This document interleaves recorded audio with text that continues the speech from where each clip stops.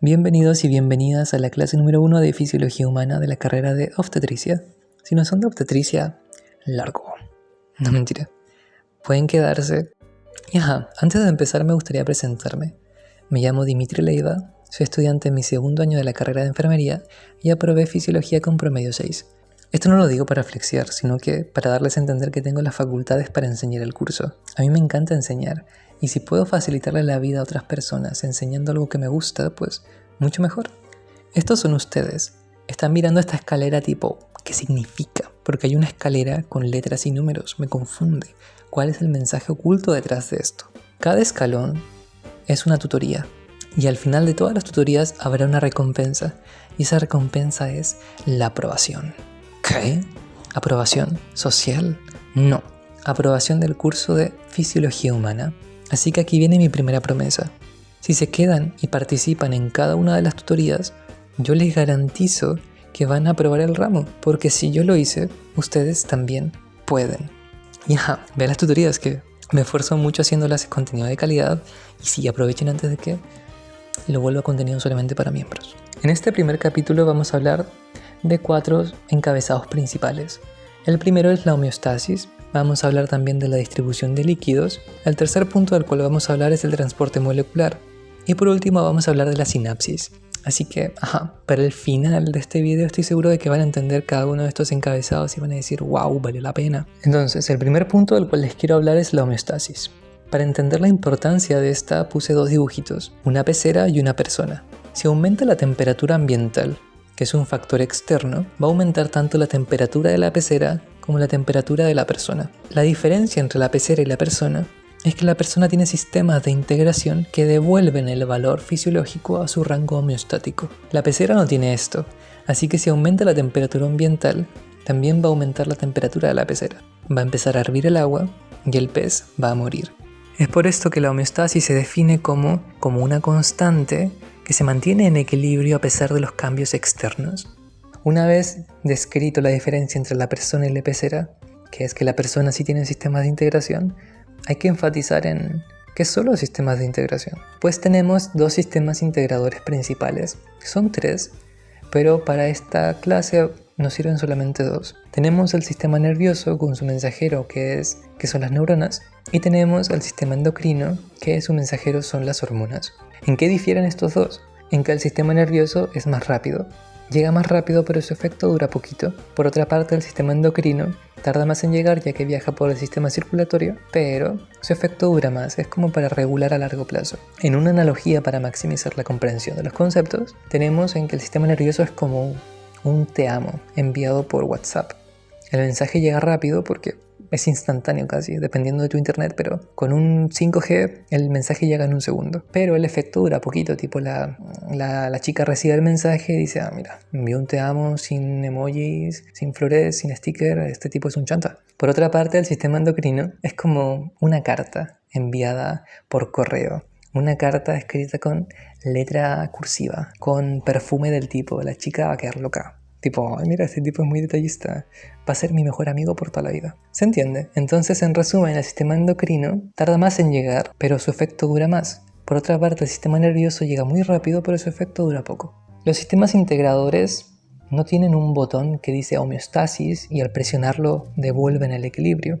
No. Los sistemas integradores tienen componentes fundamentales y el conjunto de estos forma un mecanismo de retroalimentación. Para empezar, tenemos una variable vital. Esta variable se mantiene dentro de un rango homeostático, es decir, de una constante interna a pesar de los cambios externos. Pero si el cambio externo es muy grande, va a convertir esa variable vital en un estímulo. Ese estímulo es captado por un sensor. Ese sensor envía una señal aferente, es decir, una señal hacia el centro de control, que puede ser tanto el encéfalo como la médula espinal. El centro de control lo que hace es recibir la señal aferente, la procesa y envía una respuesta. Esa respuesta se conoce como señal eferente, o sea que va desde el cerebro o desde la médula espinal.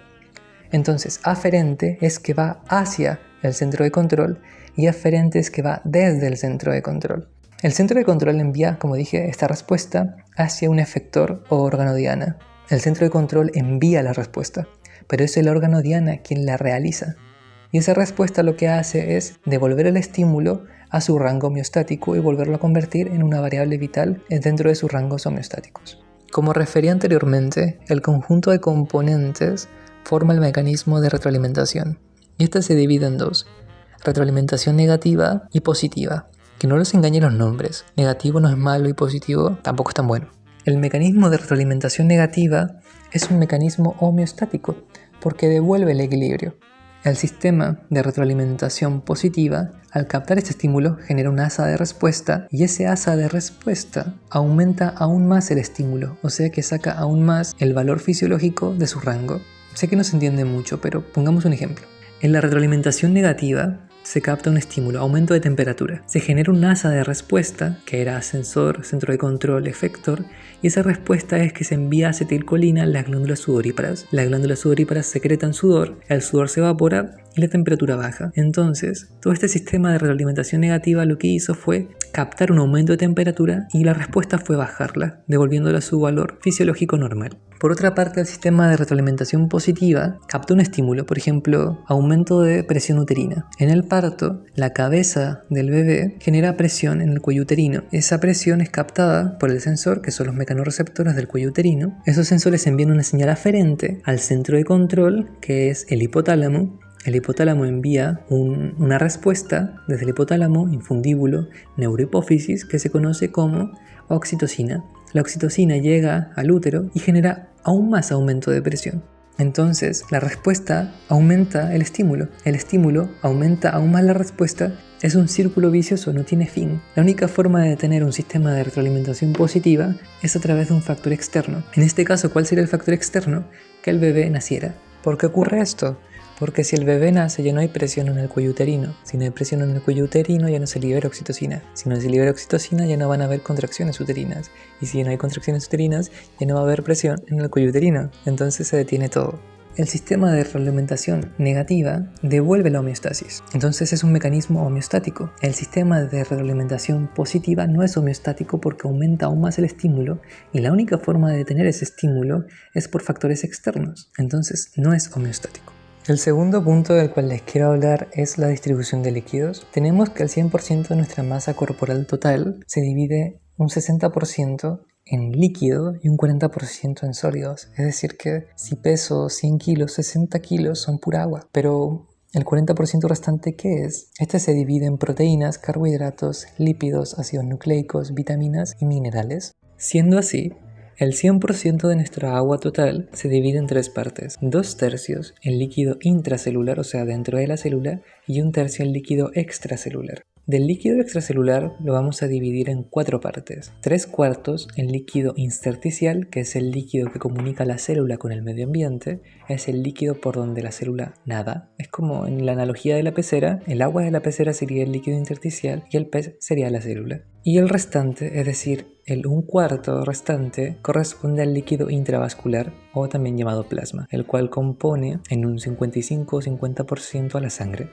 Muchas literaturas refieren al líquido extracelular como el medio interno. Y yo estoy de acuerdo, por 2 razones. El líquido extracelular es quien tiene los sensores para captar el cambio de estímulo y eso envía la señal aferente que envía toda esta asa de respuesta para devolver la homeostasis. Además, el líquido extracelular comunica al líquido intravascular con el ambiente. Es decir, que comunica a la célula con el ambiente. Si no existiera líquido extracelular, la célula no podría enviar sus desechos hacia afuera y el ambiente no podría enviarle los nutrientes a la célula. Entonces se requiere del líquido extracelular para que la célula viva, y si la célula no vive, no hay vida. En resumen, el líquido extracelular es quien comunica a la célula con el ambiente. Pero ¿cómo hace la célula para permitir este intercambio y aún así mantener su forma?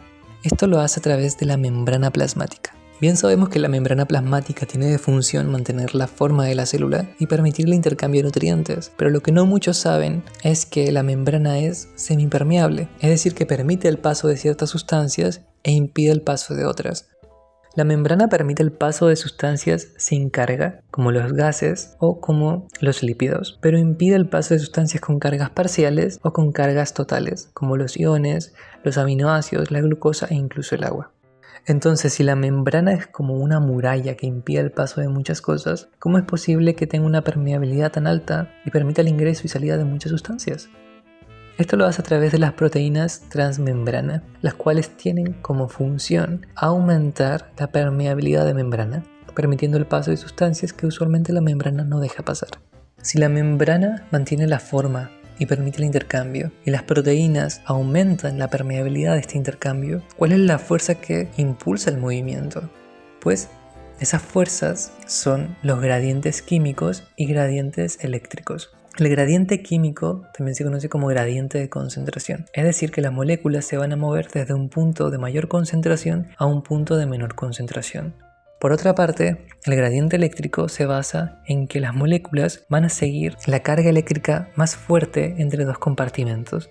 Por ejemplo, tenemos el potasio. El potasio se concentra mucho dentro de la célula y poco afuera. Entonces, por su gradiente de concentración, su gradiente químico, se va a mover desde adentro hacia afuera. Pero una vez que está afuera, se da cuenta de que la célula es más negativa que el exterior. Esto se debe a muchos mecanismos transmembrana, pero para entender la idea básica, la célula es más negativa que el líquido extracelular. Y como el potasio es un catión, es un ion positivo, va a querer ingresar porque los opuestos se atraen. Y el potasio, al ser positivo y la célula ser negativa, va a querer entrar. Entonces tenemos dos fuerzas, una que saca el potasio para afuera y una que mete el potasio para adentro. Y la suma de estas fuerzas, la suma del gradiente químico y el gradiente eléctrico, se conoce como gradiente electroquímico, el cual es la fuerza que explica el movimiento de los iones desde afuera hacia adentro en cantidad y en frecuencia. ¿Qué pasa cuando las fuerzas, es decir, el gradiente químico con el gradiente eléctrico se igualan? Esto se conoce como potencial de equilibrio. Es decir, que cuando el gradiente eléctrico alcanza el gradiente químico o lo compensa, el flujo neto de iones es cero. Porque si entran 3 y salen 3, ¿cuántos realmente salieron? Ninguno. ¿Cuántos realmente entraron? Ninguno. Y esto se conoce como potencial de equilibrio. Básicamente, cuando la membrana alcanza cierto voltaje específico para un ion, tanto los iones que entran como los que salen son los mismos. Es decir, que el ion está en equilibrio. Aquí puse dos ejemplos. El potencial de equilibrio del potasio es de menos 90 milivoltios. Es decir, que cuando la membrana alcanza menos 90 milivoltios de voltaje, los iones de potasio que entran son los mismos que los que salen. Y el sodio, su potencial de equilibrio es de más 60 milivoltios. Ir a favor del gradiente es como seguir el gradiente químico. Te mueves de un sitio de mayor concentración a un sitio de menor concentración. Ir en contra del gradiente de concentración, por otra parte, gasta energía, porque vas de un sitio de menor concentración a un sitio donde ya hay mucho. Entonces, en resumen, ir a favor del gradiente de concentración no gasta energía, e ir en contra sí gasta energía. ¿Por qué hablo de esto? Porque más adelante vamos a ver que hay transportes pasivos, o sea que no gastan energía, y transportes activos que sí gastan energía, y estos se rigen por la fuerza que vamos a explicar ahora, que es el gradiente de concentración. Entonces, para maximizar la comprensión de los conceptos, ir a favor del gradiente de concentración es como levantarte a las 6 de la mañana, 6 y media de la mañana para tomar la micro, para llegar a la universidad. ¿Cuánta gente hay adentro? Como es temprano, no va a haber casi ninguna. Pero también hay muchos que madrugan, entonces van a haber muchas personas afuera y pocas personas adentro. Entonces, si te quedas quieto en la puerta del bus, ni siquiera tienes que esforzarte para entrar, porque las personas te van a empujar para que te metas. Es por eso que ir a favor del gradiente de concentración no gasta energía. Por otra parte, ir en contra del gradiente de concentración sí gasta energía. Pongamos otro ejemplo. Ya no son las 6 de la mañana, ya no son las 6 y media de la mañana. Ahora son las 7:50. Te quedaste dormido. Tomas la 24. Pero ¿qué pasa con el bus a las 7:50? Que ya está un poquito más lleno. Y afuera ya no hay tantas personas. Entonces cuando quieres entrar, tienes que hacerte espacio con codazos, con escupos, con patadas, porque no va a haber espacio. Es por eso que ir en contra del gradiente de concentración cansa y gasta energía. En resumen, ir a favor del gradiente de concentración no gasta energía, porque las moléculas simplemente fluyen hacia el lugar donde hay menos moléculas. Por otra parte, ir en contra del gradiente de concentración sí gasta energía, porque vas en contra de un gradiente que te dice muévete hacia donde hay menos y vas al punto donde hay más, lo cual energéticamente no es viable. El primer tipo de transporte del cual vamos a hablar es el transporte pasivo, que también se conoce como difusión. Está la difusión simple, donde las moléculas simplemente atraviesan la membrana. Está también la difusión facilitada, donde las moléculas requieren que una proteína les facilite el paso. Ambos son a favor de su gradiente de concentración, porque si ven, en el líquido extracelular hay mucho y en el líquido intracelular hay poquito. entonces se mueven a favor de su gradiente y por lo tanto no gastan energía. La única diferencia es que una simplemente atraviesa la membrana y las otras necesitan de una proteína que les facilite el paso.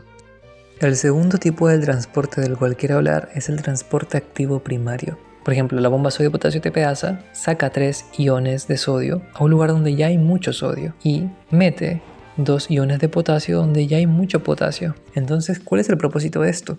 ¿Por qué un 60% de la energía generada por la mitocondria se va a mantener activa esta bomba? ¿Por qué? La bomba lo que hace es mantener los gradientes, tanto de sodio como de potasio. Y estos gradientes lo que hacen es mantener la osmolaridad del líquido extracelular como del líquido intracelular.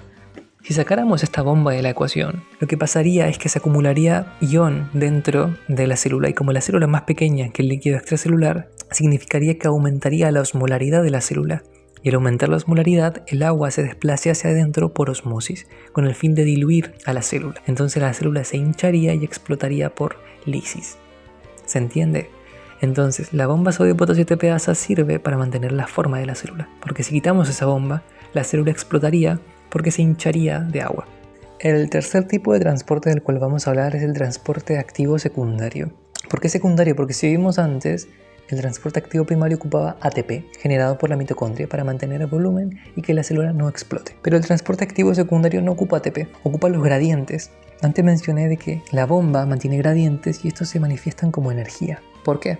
Porque los gradientes son energía potencial, es decir, que tienen el potencial de moverse. Y el sodio, cuando se desplaza a favor de su gradiente, no gasta energía. Como aquí se puede ver, el sodio va para adentro en un lugar donde no hay mucho, entonces va a favor de su gradiente, no debería gastar energía, pero aún así mueve energía. El gradiente es energía potencial, es como una cascada.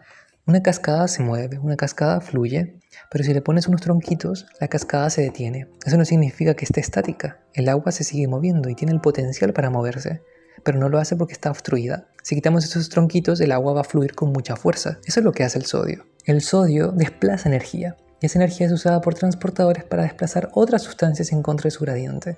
Y dependiendo de la dirección de estas sustancias, se pueden considerar contratransporte porque la sustancia se mueve en contra del sodio, o cotransporte porque la sustancia se mueve con el sodio. El último punto del tercer encabezado es la ecuación de Nernst y la ecuación de Goldman. Así que vamos a hacer un ejercicio para calcular el potencial de equilibrio del potasio y vamos a calcular... No, mentira. Esto no entra en la prueba. O sea, no entra en la prueba el cálculo. Lo que sí entra en la prueba tal vez es que entiendan para qué se usan estas fórmulas. Voy a decirlo muy lentamente porque sé que esta parte es complicada. La ecuación de Nernst sirve para evaluar el equilibrio de un ion a través de la membrana. En cambio, la ecuación de Goldman sirve para ver el potencial de reposo de una membrana. ¿Cuál es el voltaje de una membrana cuando está descansando, considerando la permeabilidad con otros iones? Además, el potencial de reposo de una membrana depende del ion al cual más permeable le es. Por ejemplo, si deja pasar 2 potasios, un sodio y un calcio, ¿a cuál es más permeable? Al potasio. Entonces, si el potencial de equilibrio del potasio es menos 90, la membrana en descanso va a intentar alcanzar ese potencial de equilibrio. Pero como también interactúa con otros iones, solamente se asemeja al potencial de equilibrio, no lo iguala. El cuarto y último punto del cual quiero hablar es la sinapsis. Antes mencioné que la bomba sodio-potasio TPasa mantiene los gradientes. Y estos gradientes son importantes porque también tenemos otro canal, que son los canales Kir, o canales de fuga de potasio que casi siempre están abiertos para permitir la salida de potasio. Y esta salida de potasio es la que mantiene el potencial de reposo de la membrana. Porque antes dije que el potencial de reposo dependía del potencial de equilibrio del ion al cual es más permeable la membrana. Y resulta y pasa que en la membrana hay muchos de estos. Entonces, si está todo el rato saliendo potasio, el ion más permeable va a ser el potasio. Y como la bomba sodio-potasio TPasa mantiene los gradientes de potasio, entonces esto hace que la célula, en resumen, se mantenga negativa y afuera positiva. ¿Por qué esto es importante? Ahora lo vamos a ver. La diferencia de cargas entre el líquido extracelular y el líquido intracelular, es decir, si el líquido extracelular vale 5 y el líquido intracelular vale 2, la diferencia de estos, por ejemplo 3, es el potencial de membrana, ¿ok? El potencial de membrana es una energía que nace de la diferencia de la energía almacenada tanto afuera como adentro. Y esta energía se almacena en la membrana. Y esa energía se conoce como potencial de membrana. El potencial de membrana en reposo es de menos 70 milivoltios aprox. ¿Por qué? Porque antes dije, y lo voy a repetir 20.000 veces hasta que le quede en la cabeza, que el potencial de reposo dependía del potencial de equilibrio del ion más permeable. Y como los canales Kir están siempre abiertos sacando potasio, ¿cuál es el ion más permeable? ¿Cuál es? ¿Se acuerdan? El calcio. Entonces, tenemos el potencial de membrana, que es la energía almacenada en la membrana, pero también necesitamos sacar esa energía y usarla para señalizar, para enviar señales eléctricas. ¿Y quién hace eso? Los canales dependientes de voltaje, principalmente los de sodio y potasio, ¿ok? Y estos canales tan bonitos son los que generan esa forma del potencial de acción. Y ahora a continuación vamos a explicar de forma detallada cómo ocurre esto, ¿ok? Ok. Primero, tenemos que el potencial de reposo es de menos 70 milivoltios, pero si se genera un potencial graduado, que más adelante vamos a ver qué es, pero básicamente son estímulos externos que llegan a la membrana y que generan una leve despolarización o hiperpolarización. La cosa es que si estos potenciales graduados se acumulan y llegan a menos 50 milivoltios, significa que llegan al umbral, y el umbral es básicamente el voltaje necesario para que se activen los canales operados por voltaje.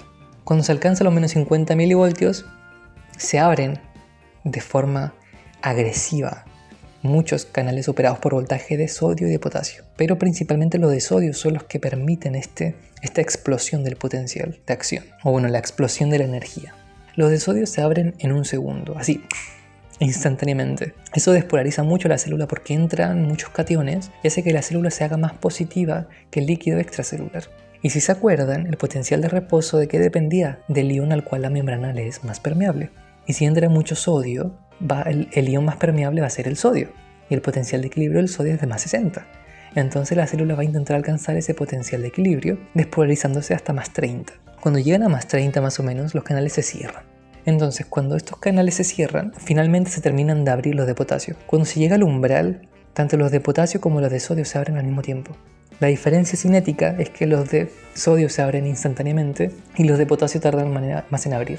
Y si sale mucho potasio, la célula se hace más negativa y se repolariza. Pero como dije anteriormente, la cinética del potasio es más lenta, entonces tardan en cerrarse. Y sale mucho potasio y la célula se hiperpolariza. Este dibujito sirve más que nada para resumir las etapas del potencial de acción. La etapa del estado de reposo, donde no se llega al umbral.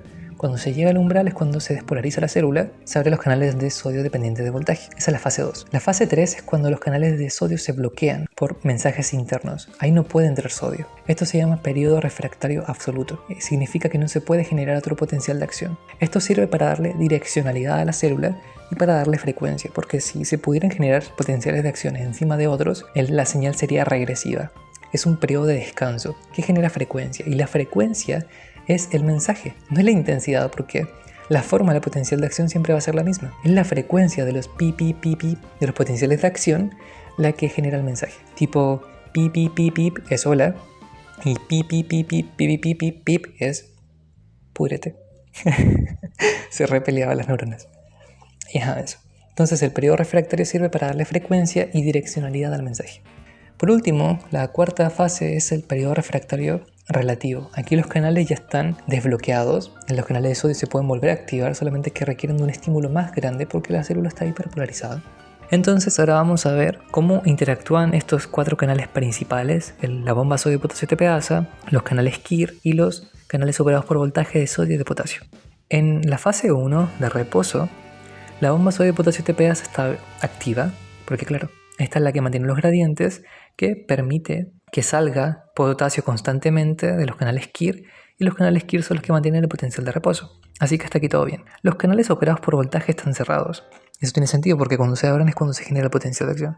La fase 2, que es la despolarización, cuando la célula se hace más positiva, podemos ver que la bomba sodio-potasio TPasa sigue cerrada, sigue activándose, porque no genera ningún cambio que se cierre o no. Además que siempre tiene que mantenerse activa por esto de mantener el volumen celular.